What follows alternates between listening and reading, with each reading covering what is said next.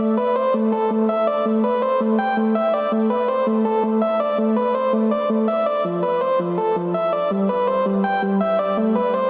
everyone, welcome to Recovcast. Come on in, we got friends inside.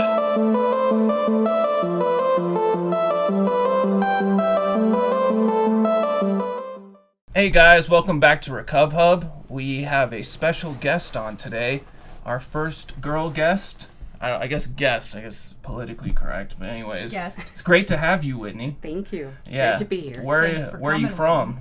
I am originally from Michigan and spent time in Chicago also. So she knows Eminem too. Yes. And we got Catherine back finally. Yeah. Hey guys, You How made long it. has it been? glad to see you, everybody out there. Where have you been? Excuse me, John. 1 week was Thanksgiving week. You said you were going to be in town, though. You're like, I'm staying here for Thanksgiving, and then Christmas, I'm gone. What happened? Oh my God, I'm Probably a lie. No, it wasn't a lie. It's probably a lie. I don't lie. Maybe you do. So, Kyle? Whitney, what was your childhood growing up like? I grew up in a small town. It was pretty cush. Like, just, I had a good childhood. And I moved to D.C., though, with my mom after my parents got divorced. That was going into 8th grade? No, 9th grade. That was kind of when things changed for me. But, it was typical, like, small town. I could ride your bike anywhere. And, and then in high school started partying. Was there a lot of fights with your parents and stuff like that you witnessed? No, it was nothing actually... like that. It was just kind of like... It was like a shock to our family and to everyone in the town. So you had no clue pretty much, and No it just clue. like a flick of a finger. Wow. Yeah, it was... That's crazy. Yeah, I still remember that day. I was in 7th grade, and I had been out. It was summer, and had been out, just doing kid stuff. You have any brothers and sisters? I have a sister. Okay. Yeah. Younger, older? She's older. Okay. My sister's actually a therapist at a treatment center in Michigan. Cool. She tried to treat you. Yeah. I mean, she did. actually was the most successful out of anyone. That's the longest I've stayed sober for 30 days. That's not even... Is that even ethical, Catherine? No, I mean, okay. But whatever No, works. I was Whatever staying at her works. house. I was staying at her house. So, Yeah. like, she wasn't treating me. She No, was just... yeah. I was accountable to her. Yeah, that's Yeah. yeah. I mean, I would do the same. Like, it's kind of hard not to if you have a sibling that's an addiction and like you work in the field. Yeah. It's like almost impossible not to. Yeah. I mean, I went to the place that she works, I think it was twice, but she wasn't on that floor Yeah. or anything. Yeah, there but you she'd go. come and say hi. Yeah. So it sounds just from the get-go, Whitney, some trauma developed from your parents' divorce. Yeah, I don't think I realized it until later on in life. Yeah. But it was just kind of like the carpet being ripped out from underneath you. Everything changed. Yeah. Yeah. So did your parents like stay in the same town and just split up kind of that way, and then... For a little bit, and then my mom decided she wanted to move to Washington, D.C. Okay. Our house was like the fun house. Like all our friends would always come over, and we had a pool, and it was just like... Rage. And they didn't let... My Like mom the never lights, you guys have those lights with the hands or whatever. And We did have like some flashing Christmas lights in the basement. She said they had flashing Christmas lights in the basement, man. Tried to make like a little party zone. Yes. No, I mean, Sounds alcohol and drugs, that was not accepted, and we got in a lot of trouble. My mom is an amazing woman, and she that's something like she doesn't get enough credit for. She really, like, at that point in her life, she just had been taking care of the family, and she didn't feel like involved.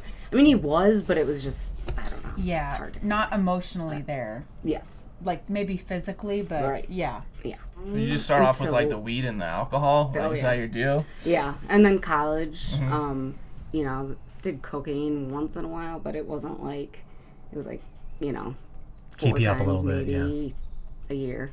And that, it still was normal at that point for me. Like, everyone drank. Yeah. And everyone binge drank. This was I went to college in 2000. So it was like, you go to the bar and you do shots, and It was part of the thing. yeah. You're really not even cool unless you go drink when you're in college. Like socially, I mean, like it's like a part. Like it should be, your main class. When I went to school, it wasn't even about going to. It wasn't even about going to class. It was about where to meet up afterwards, and like then eventually almost get arrested on the strip and like harass people And make like really good friends that have like twisted memories with. Yeah. I don't know. I don't like those And memories then drink now, later over those memories. Yeah. So it's just alcohol for you, like just Pretty much, Pretty yeah. much. I mean, that was, as I say, like, weed was never a problem, coke was never a problem, and I never tried anything else. So The alcohol. It's weird how alcohol like creeps up on you because you don't even know you're like addicted or anything like that. You just know it's fun and you're like out of yourself and you're having a great time, and then all of a sudden it just creeps up on you that like. Yeah, I remember when I moved to Chicago after I graduated, that was like, ooh, I can like buy a bottle of wine and be sophisticated and drink a couple glasses after work, and then it just it kept creeping up on me, and then it was like, oh, we would have work parties with clients, and I can drink more there, and it just it sneaks up. You always have an excuse to go drink when you're drinking. But how'd you handle like being sick and manage your life, and I mean with the hangovers? When you're young, Just drink. Shit. Yeah. When you're young. When I was a kid, I could drink and be hungover, get up and be to work at 7 a.m. and just bounce right back. And then now, like even in my late 20s, I couldn't even drink a couple beers without just like feeling like I was fucking poisoned. Dude, I remember going to work sometimes and just like going in the bathroom and like passing out for like a couple hours until I was like sober up. Like that's how bad it was. Like sometimes like I would drink till like 2 a.m. and have to be at work at like 6 or whatever.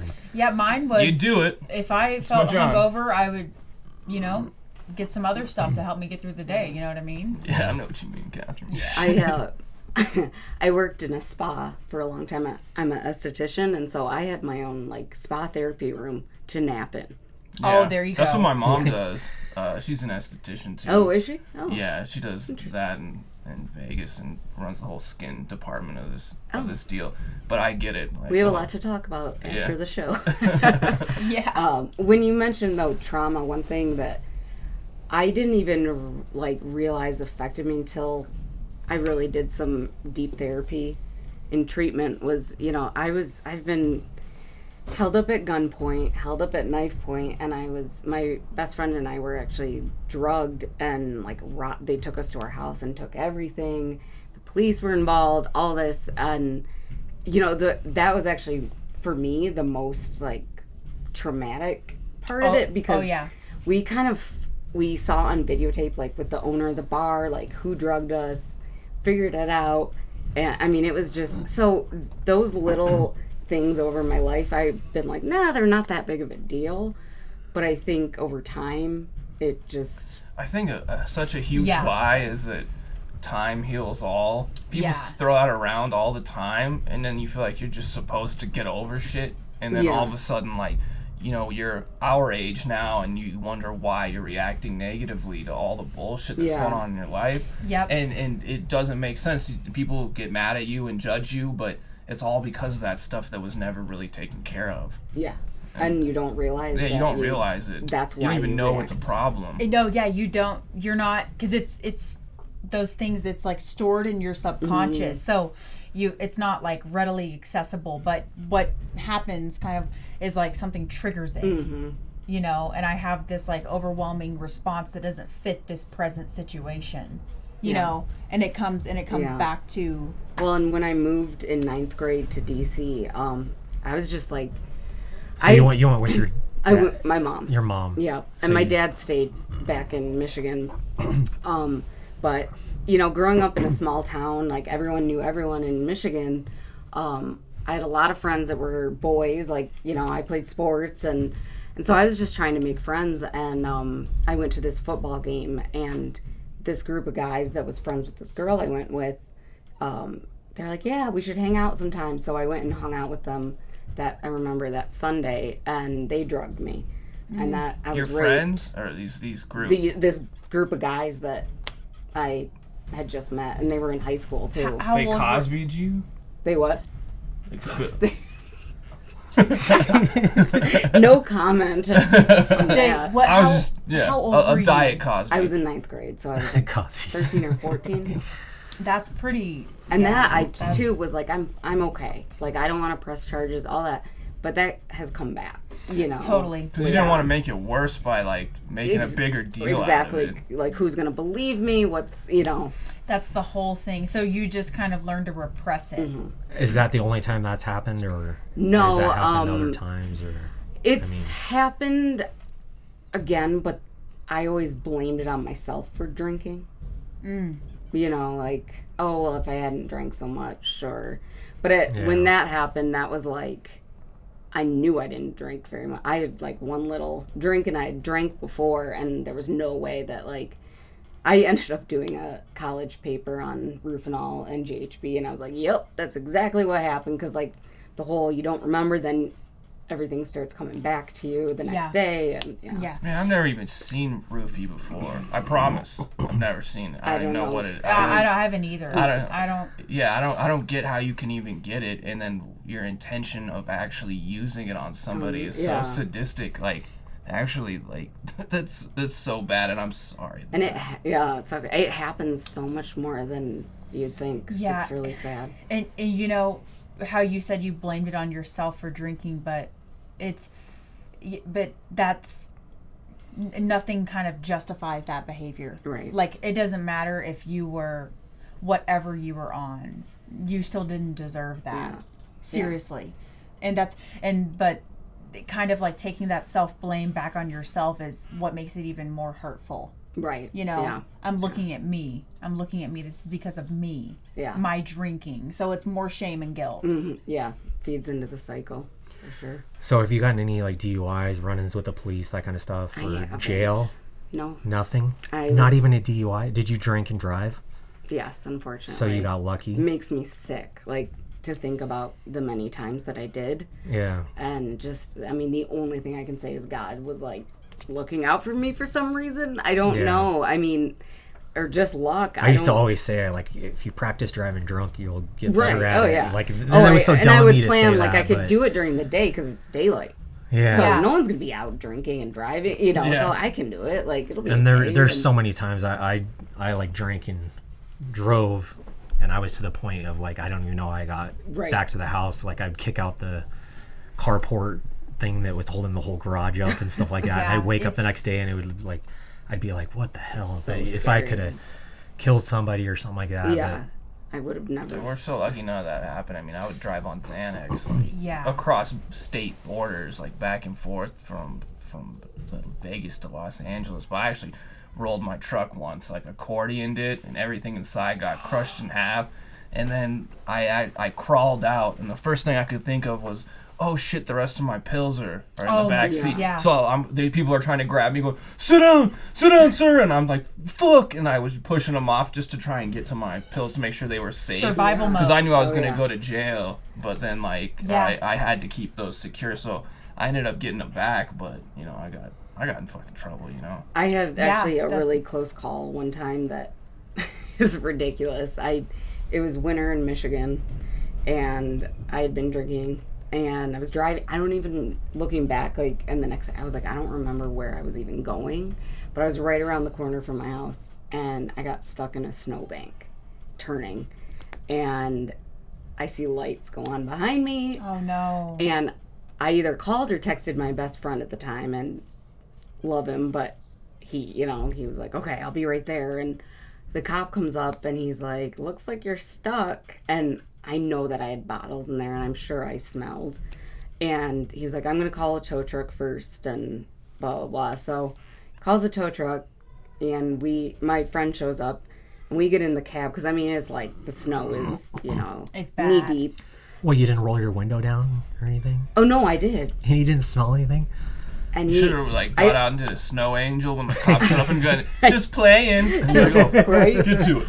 And I remember sitting in the cab of the tow truck, and my friend was in there with me. I was like, I'm going to jail. I am going to jail. Like, he was just getting the car taken care of first, the cop, and after a few minutes, the cop comes up and he was like, well, it looks like he's got you settled. Have a good night. And I mean, You probably said, I'm never drinking again if you get me out of this guy. oh Yeah, the foxhole prayers. Yes. And then you drink to that afterwards. You're like, I got that one. Got him. So true.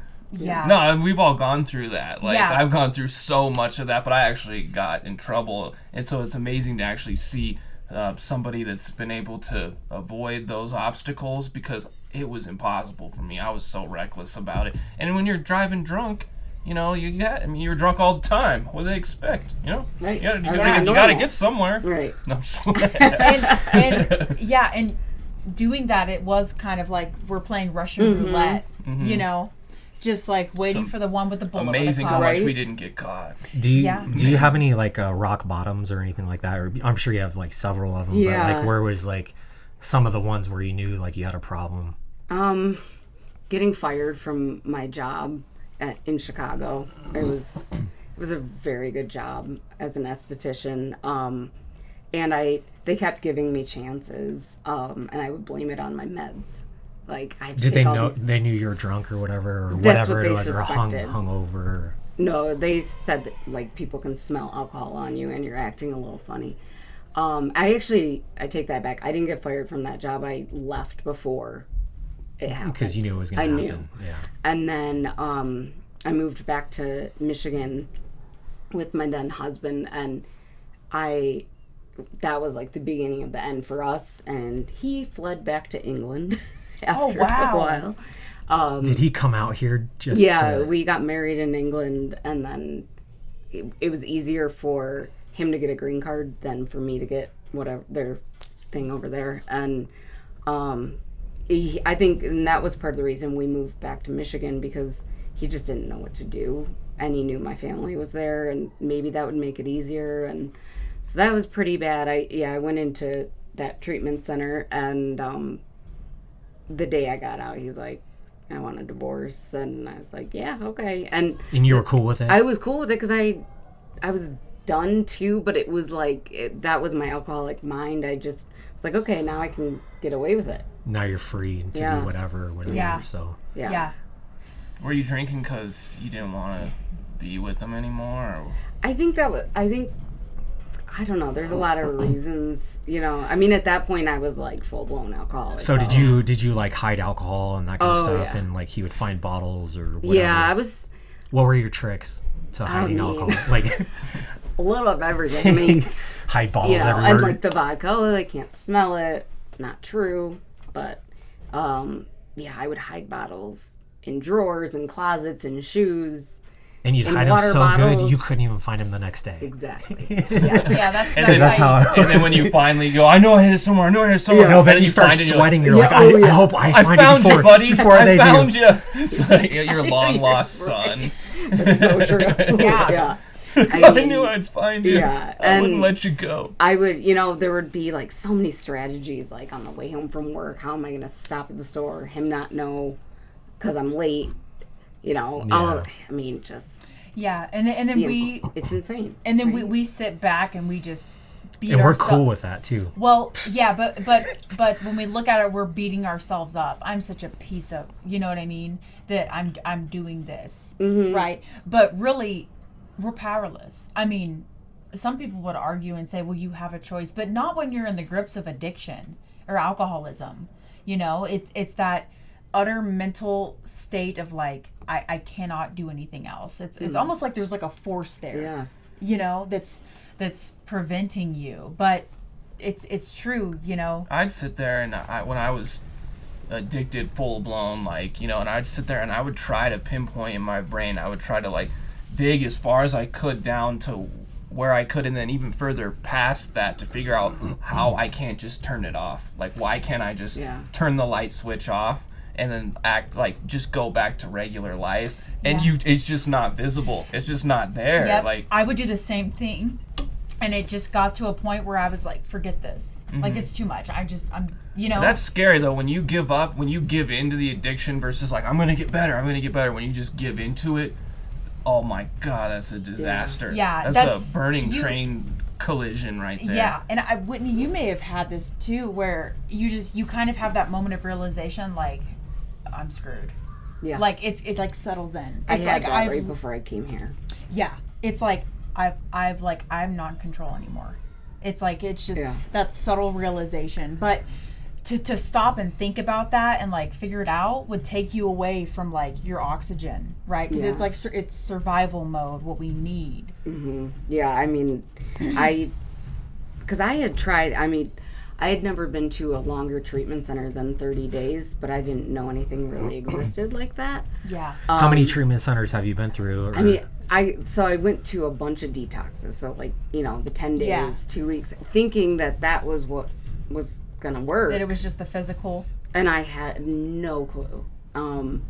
Yeah, just the physical, and they kind of pretend like you're in group and you see a therapist, and then I would trick my way out. I'd be like, I'm good, and They'd literally let you buy go. booze Yeah. on the way home. As soon as you walk out of those doors from the detox and the sun hits you, all of a sudden it's just that whole wave of what you were believing just disappears behind you. Yeah. No matter how much you promise You that feel you're going to be all free, good. You're you're finally just like, oh, my like, phone's back? Yeah. Oh, shit. Oh, well, yeah, you just go out and do what you got to do. And I did a lot of the IOPs, the intensive outpatient programs, after those, and I would figure out a way to drink And around still those. attend. Yeah. So after your husband and you got a divorce, you felt more free. You started probably drinking even heavier.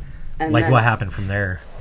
I mean, then I just, it was like, I didn't have to hide it, but then that crept into my next job, and, you know, they gave me a chance too, and I couldn't keep it together, and so I ended up moving back in with Mom.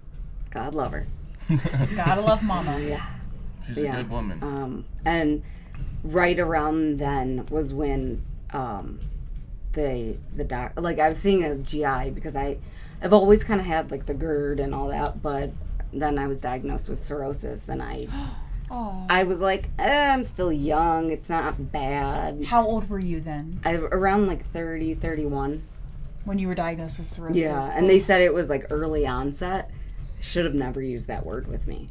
Yeah, because that's justification, right? Yeah. Yeah. I was like, early onset, I've got time. Yeah. I'll get this sober thing someday, but in my early 30s, and and Don't you gotta get hooked up to like machines and stuff, or to get your liver operated? I don't know the whole process of how you go through cirrhosis, but I've heard things. well, You can heal yourself. I mean, your liver's like the one thing that can heal itself. Yeah, That's true. It depends on how bad it is. I mean, there's scarring of the liver, and that's basically what it is.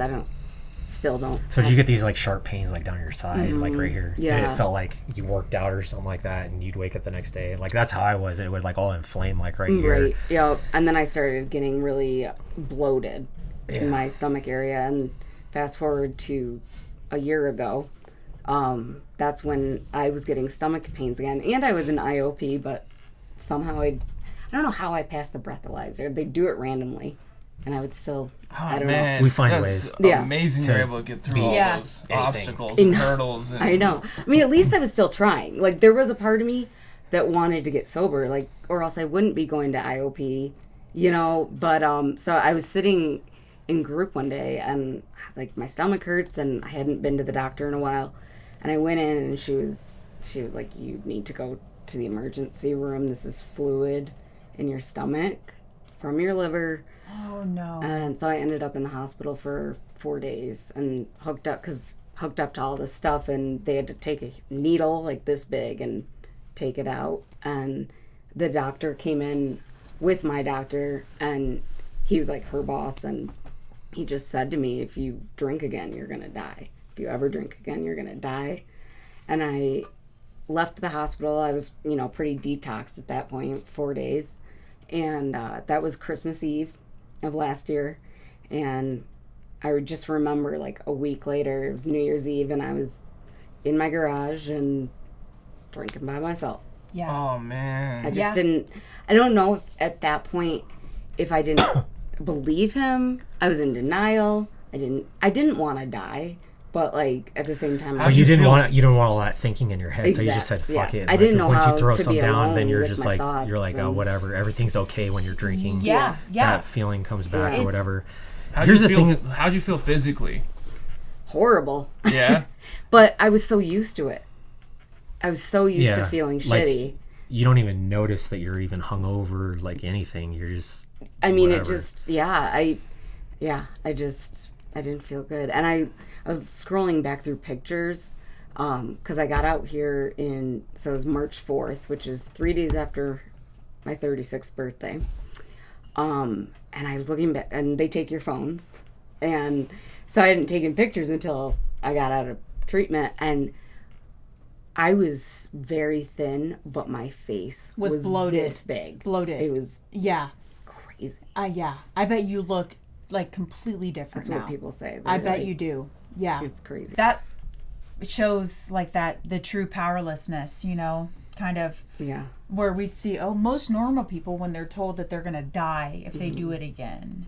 Yeah. Right? And I got remarried last August, and that is a very unfortunate story, but he was a really, really good man. We dated in 8th grade, and I was living back in my town, and it was just like, okay, like, let's do this. And we got married at the courthouse, but his mom put together a reception on the lake. I had friends from Chicago come. I made 20 minutes of that.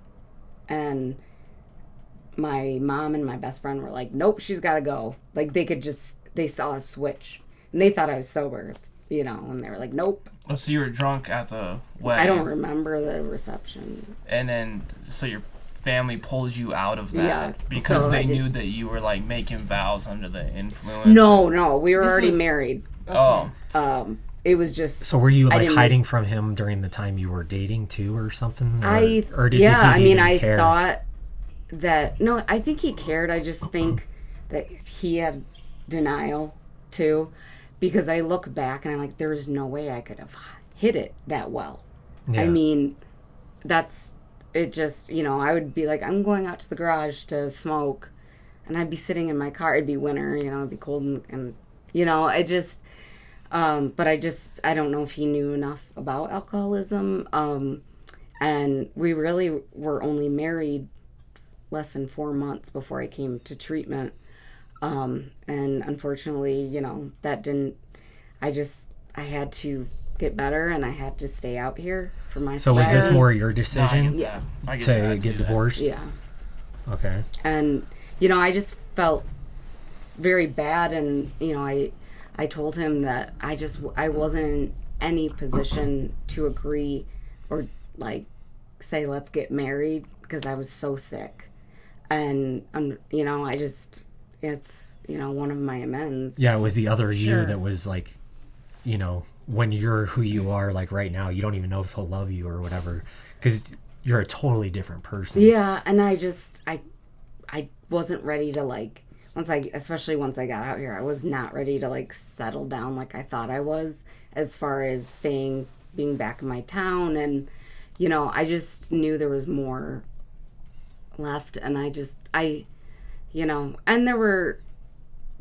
I also had, a stepson that he had a lot of behavioral issues, and that needed to be dealt with. And it just was not a good mix. And I wish him nothing but the best. Sure. Yeah. And it's hard too, because I've known him since high school, and he's a good guy. But I just had to make that. It was hard, but I had to put me first. Yeah. And that's a really hard thing to do sometimes. Yeah. Is put me first, ourselves when first. we get into alcoholism, and then it's like we're helpless, like we can barely even take care of ourselves. Yeah. And so we're depending on other people to help us. Yes. We inevitably get codependent with those people, and we rely on them, and they somehow feel sorry for us and maybe want to help in certain cases. So unplugging yourself and putting yourself first with your recovery is what you have to do, bottom line. Yeah. Like, you cannot put them above you for now. Like, add more problems to something, Right. and then it takes away from like what you're supposed to be like feeling, correcting yourself. And the hard thing is that a lot of people who aren't addicts or alcoholics, or they just will never understand that, because it's just, and then they think we're selfish, right? Yeah. But yet we were selfish to ourselves the entire time. Yeah. And that's what people don't really understand. And the thing about like even being in a relationship, I mean, it takes the focus off of yourself, so just breeding codependence, when it's like, first of all, I don't even know who I am. Right. My identity is all of these different pieces, and I don't even know who that is. And I have so much fear. I'm going to attach onto you in a dysfunctional way, right? And not even be able to fully be present, because right, I don't know anything else other than to get my needs met through you right now, because I don't know who I am, right? Yeah. So then it becomes, it's like that right there. Now doing that is selfish. So right? Right. Yeah. And so I mean, so kind of what you said, like people don't understand, but there's the other side, right? Mm-hmm. That that you had to do this. You have to take care of you, in order to stop the cycle. So what brought you out to like Prescott, Arizona? Like, how did you get out here? Like, parents, like who, like what actually happened that got you to just make this move? I was in treatment at a 30-day. That was like these detoxes aren't working. I don't think 30 days works. No, it's just I had no clue though. Yeah. I didn't know. It seems like such a long time though when you're first on. Yeah. 30 days? And it's inpatient, and you fucking can't serious? leave, and they take your phone. Oh my gosh, This is scary.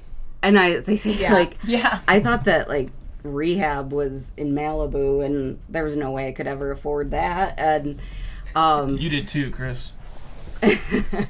so in and out of I was drinking every day still, but I was online trying to find a place, and so I found a place in Michigan, and that was a big deal to go to, and I was there for 30 days, and the ex-husband, he didn't drink. He would if he was with the guys, but like it wasn't, there was never any alcohol in the house or anything. And so I went to this place, and they were like, well, do you need sober living after? And I said, no. And I told them about my family situation, which, looking back wasn't full truth. And so they were like, oh, you'll be safe. I think you got this. You go to an IOP, and around that, though, you've become really close with people in 30-day, like, inpatient. Yeah, you do. Yeah. And so, two of my buddies in there, like, we'd play cards every night and stuff, and they had heard of Prescott, Arizona, because of this treatment center called Clean Adventures. And I saw the brochure. I was like, that looks awesome. Like mountain climbing, rock climbing. And I You're was like, detoxing and thinking mountain climbing. Right. Yeah. I can do that. Yeah, I can. I know. I was like, and I have a background. I am a yoga instructor, and I did that early 30s, and I never taught once I got my license. And I've always wanted to do something like mentally, spiritually, and I was like, that just looks amazing, but never thought it would happen for me. And so when I got out of that treatment center, I got home and things weren't good. And I left and stayed with a friend that was she was like my only friend in AA that I knew there. And they went out of town, and of course I was like, I can have a shot of Fireball, which, spiraled into like Line up the fist. cinnamon. Right. Line them up. That's what I always say at the bar with Fireball. And two cinnamon. Line them up. Yeah. somehow in I know you did the a same blackout, thing. I called that treatment center that I was at, and I asked to talk to the girl because she and I had kind of become close, and I don't remember really talking to her, and I just said, what about that place in Arizona? And she said, okay, let me make a call.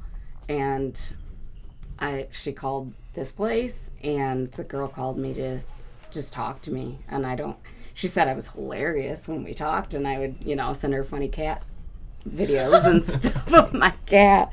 But long story short, I mean, that was I thought I would never get sober. I really, I was writing the letter. What do you think finally did it for you? Like, what do you think was the point where you clicked and said, I can't use anymore or drink anymore? Like, it's got to be all or nothing, and I'm going to choose to not touch it anymore. I mean, I don't even think I thought about that until I got here. I was pretty much blacked out until I got here. But an act of God that helped me pick up that phone, and then the fact that she said, I'll book your flight, your scholarship, just get to the airport. And I had a friend that made sure I did. I drank all the way here on the flight, everything. It was not, Buzz balls. What? The buzz balls. You drink those? I've tried those little circle things. Yeah. They hit. They do. Yeah. I don't like it anymore. But yeah, I mean, I woke up the next day after, and I was like, what? But I was so ready, I think, at that point, after just feeling like I was given another chance to actually do this thing. And I knew I would. It was drilled into me by one of my favorite therapists that if you drink again, you're going to die. And every day it was drilled into me, I think just so I would believe it. Yeah. Because it's the truth, but I didn't believe it. Yeah.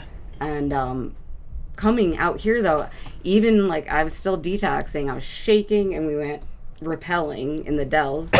And I mean, I could hardly walk, but I did it, and I felt so good for a second. It was like that, natural. They didn't put you on any special medication or anything, because that's you could die. I know. And I was always afraid I was gonna die. When I quit drinking, because I'd sometimes go 12 days in a row, and when I knew I did that, I knew it was gonna be the worst come off ever. That I was gonna be I mean, it would literally the whole bed would be soaking wet the next day, and then it would take 2 or 3 days, and then I was sleeping at night, but then I would just go back in that same process again.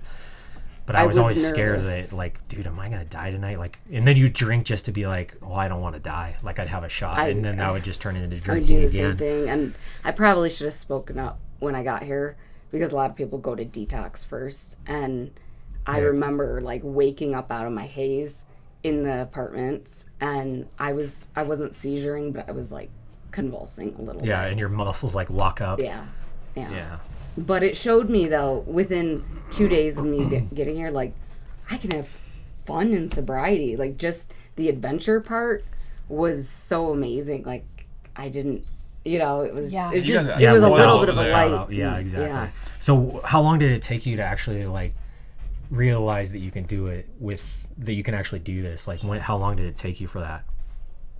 I mean, every day I don't know if I can do it. Yeah, but there had to be a time frame of I think once I started working really closely with my sponsor, and doing the step work, probably around step 8, 9, and then just I always believed in God, but I never really cultivated that relationship, and I don't know. It's just a combination of the fellowship of AA. My home group, they just kind of took me in, and I just started seeing things small, good happening. The psychic change. Mm-hmm. Yeah. The psychic change. I mean, it was just crazy. Isn't that amazing how we can go from the depths of hell to there's a glimmer of hope?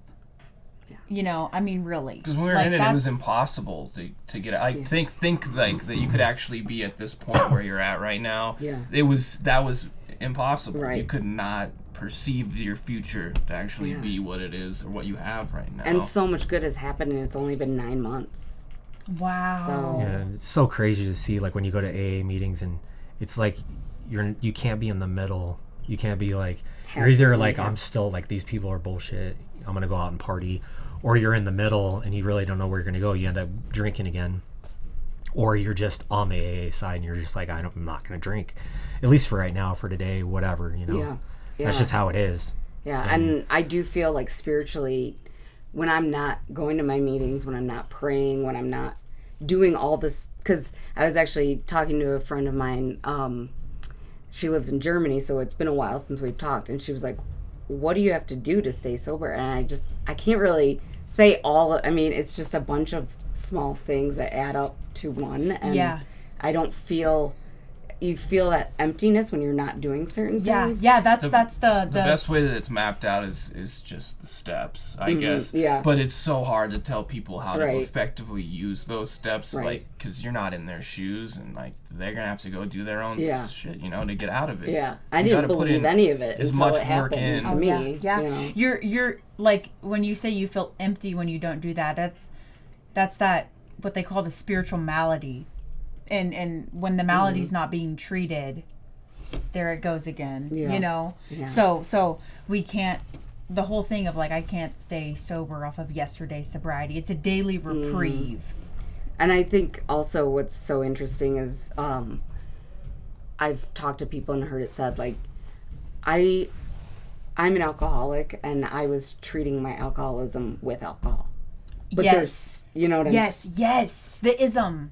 The ism. Yeah. It's like, it starts somewhere where it's like this underlying thing, but then it takes off into alcoholism, and then you're treating your alcoholism with the alcohol. Right? So it's like this perpetuating cycle. Right. And that's when it comes like, I don't even know what's happening right now. How do I get out of this? And then you kind of, like, it makes sense where you kind of came to that place where you're like, I just don't know if it's ever going to be any other way. Yeah, and I found too, like, watching other people and even myself, like, you have to be careful then once you're sober how you're treating your ism. Yes, you do. Yeah. Because if you're not treating it, it can be shopping or, right? It's like or everyone has eating, something like relationships, that. all They just that. didn't go to drugs or alcohol. Exactly. Like, I try to think about that every day, like even this or whatever. And I quit smoking, but the smoking part was like a huge thing for me to stop.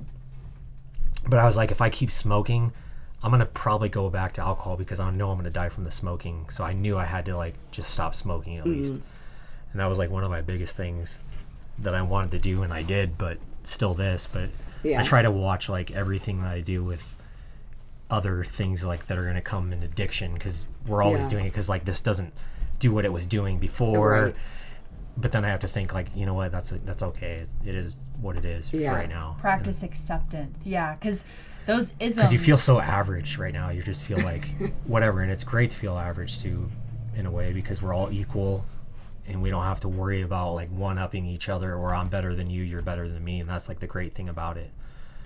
But what are some of the struggles you deal with like still today? I'd say becoming complacent or, lazy. Boredom, dude, is like the number one killer, because it's like... I try and stay busy, but with the weather turning cold and, you revert back into that. I'm like, do I really need to go to a meeting? And you're like, no, and that is like, I can see that spiraling. I'd say holidays, like I experienced on Thanksgiving, just a little bit of like, Yeah, I had people yes. drinking at my house when I went back home. And, it's all good. I didn't think about drinking, but it's like, it's kind of weird because it's like you feel like you're excluded from it now. Like you cannot partake in it. But then we had something like that where him and I went to a bar, and we were probably like 3-4 months. No, we went to Scottsdale. Yeah, we went down to Skits, and we went into a bar to get chicken wings, and everyone in there was like plastered drunk. But him and I were like playing all the arcade games and like playing all the stuff. We had such a good time, and people were looking at us, and you could tell they were whispering, "I can't believe those guys aren't drinking. Like, how are they even having fun right now?" And they were jealous of us, because we were sitting there having a good time, and then we're sitting there thinking like, oh man, I wish we could be like them and have a drink or whatever. And it's just something we got to get used to. It's just where the grass is always greener on the other side for everything, but where we're at now, we're very lucky to be in this position. Yeah. I did twist that though a little bit to be like, we don't even see what we look like when we're out drinking and like slurring our words. And I looked cool. you just hear people slurring their words and talking. It's like, man, I don't even want to be around these people. Like, I can't even stand it. I wish I could have had a camera on me some of those nights when you closed out the bars and you're just, blah, blah, blah. You don't even know what you're doing, and you go back home and you got holes in your shirts and your car's parked sideways. And, you know, like, especially like in early recovery, I remember that feeling of the boredom or the complacency, you know, like it would come in, and I remember at times, like, that would be like my biggest thing. I don't even know what my hobbies are, but you know, I remember staying like pretty consistently busy, and then like when I wasn't doing stuff, just trying to like be there and separate myself from, like, I don't have to be doing something all the time. At first it was really hard because I was kind of like, I was just getting out and I was a little bit scared. Yeah. You know what I mean? Yeah. To like not be always doing something. Right. But what happens over time is like, it's like you get more consistent with it. You kind of learn to trust yourself a little bit more. Yeah. Yeah. You know, and like, so for instance, now, if I don't do anything for a long time, I'll get kind of stir crazy, but that's when I know I need to do something. But I actually find like little hobbies that I love to do, you know, just like, I don't know, I can find stuff to do. Yeah. Like, and but so that takes effort though. Like with drinking, it was like building trains out of candy. At least we thought, yeah. But going out having fun, when you have fun, it's like not easy. Like, we should be doing something that's tough, and then you have the best times out of it. Yeah. So you should be putting in action on. That's because, like, I read in this book the other day about joy and like how that's something that we like hold back from, that we're vulnerable to, and that's like, it's horrible that we get stuck in that and we don't even want to be happy. Yeah. Like, yeah. And then the second you have a drink, you're like all of a sudden happy or whatever because you let that go and you were vulnerable to it with the alcohol. Yeah. But just to be happy now just is fine. Like, you can show that. That's just like one angle people don't look at it from. It's not happiness that we're currently operating in. It's joy. There's a difference. Contentment. The connection with your higher power, God. It's God. That keeps joy in your heart and it moves you forward. It's not like we talked about. It seriously, having a connection with God is what keeps you feeling happy all the time, or what we call joy. And that state of contentment. Yeah, but we're afraid to show it, and like that's a sad thing, like that we don't do that. Well, that's because people don't think it's possible. They think that we're clowns acting like. They don't think that it's like possible because they're so up and down, and you know, their likes on Instagram is what's keeping them operating in life. And that's where you've just got to like kind of just allow yourself to be, you know, because however you're feeling, you know, with the contentment, if that's what's going on and you want to express yourself this way, do it. Be free, you know. Because I think, at least for me, I would get caught up in all of these chatters of like, oh, that doesn't look right. Oh, who cares? You know what I mean? It comes down to like this: how free do you want to be? So what did what did they teach you? Like, what clicked for you? Like when you went through the treatment, like, because all the treatments are different. Yeah. So I was just wondering, like, what they taught you where you were at. Oh, I mean, a lot. Yeah. Just some of the things that got you. One of the things I was just going to mention too was that it is so important to have like the fellowship of, especially for me, women in recovery. There's not a lot. It's a lot less than so much easier than men. Oh. Let me tell you, I'm just saying because we can't like be like, oh, hug, you know, what they taught me. But we hug all the time. This is statistically proven. If you put a house full of dudes together that are in some circumstance, they'll end up becoming great friends. But if you put a group of girls in a house together, you know, they fight like cats. But they can speak their feelings. But guys can't be like, oh, I feel this. Well, that's what we see. But you guys, you know, my experience has been with working with women in treatment is they may get like catty and stuff with each other, but I'd love to see that. Yeah, but let me tell you Stayed what. away from that. Yeah, I can't see you getting involved. But let me tell you what a lot of times like what does happen is like they go through some real shit together. So it ends up creating a bond of like some of that initial like cattiness. It fades away, and these people become really connected. Yeah, I think for me, I was older than everybody. Yeah. and I will always have that bond but I think the biggest thing was the transition outside of treatment, and the women that came and just loved me, and for my home group, and I mean, and these are and it's when we were talking about having fun, like one of my friends, she took me to Mexico for the roundup. That's awesome. And I thought, and I was with, she has some time, her boyfriend has time, and his sponsor and his wife, they have about 40 years. And I was like, how am I going to go to Mexico, like right out of treatment, not drink, what? And it was so easy. Like if I hadn't been with them, it would have been really hard. But surrounding yourself with people that have more time, more knowledge, because one of the biggest things they taught me in my treatment was shut up and listen to people that have more time than you. They obviously know what they're talking about. Yeah.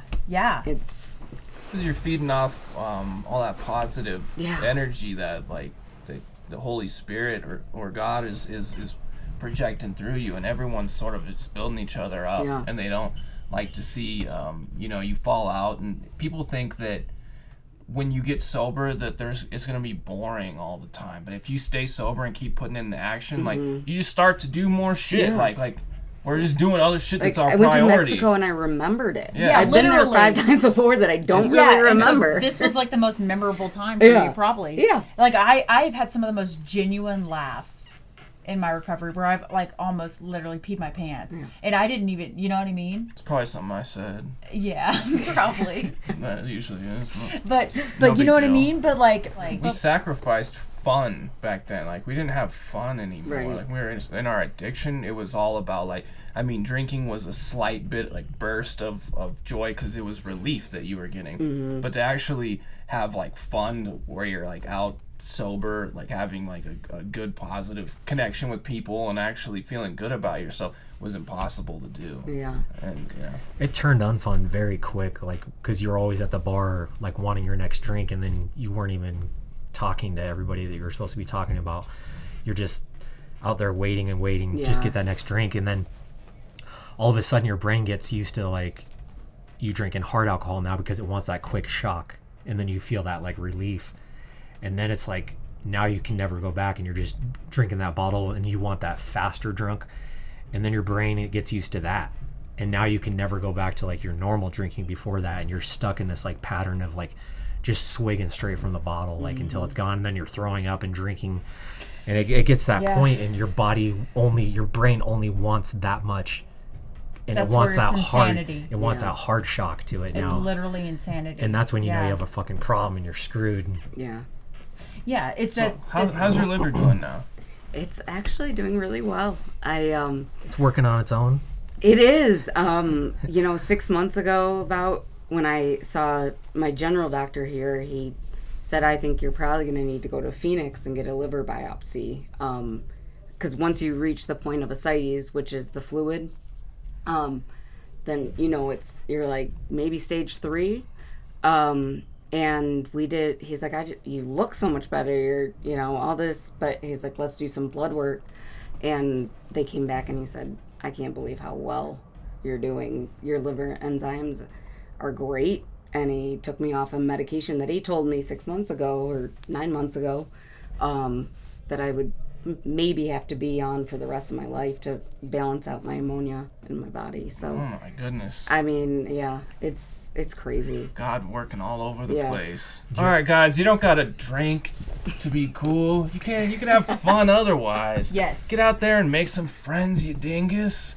Come here, hang out with us. You're always welcome. Thanks for tuning in for another Recuv Hub. If you want to email us with any questions, Email us at recovhubpodcast.com. That's RECOV podcast at gmail.com. And thanks again, Whitney, for being here. Thank you so much. All right, guys. Thank you, See you Whitney. soon. Peace and blessings. You got it, John? Nailed it. All right. Was that a little...